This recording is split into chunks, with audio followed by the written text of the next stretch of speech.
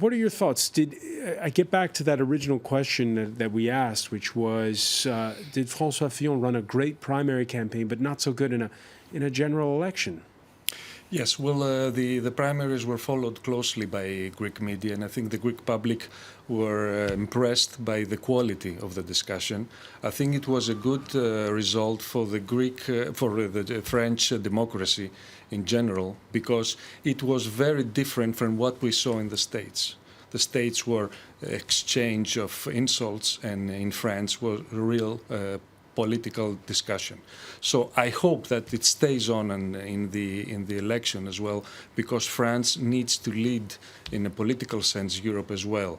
But what the leader, the new president of France, should present is a new social contract that will combine a free market economy and a social contract for the poor. So we have an acceptance by the majority of the society to accept this harsh austerity measures that I believe are needed for the French economy to withstand the tax wars that will come next year, probably by the UK, which will slash down its corporate tax rate, and also by other countries. So France needs to be prepared to join this arena of lower taxes and be prepared to become also competitive in the Eurozone again. All right, a tax war is what you're saying.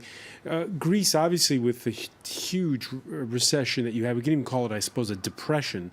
In Greece was the first to see a real shakeup of the old political order. In your case, it was the far left that came to power with Syriza.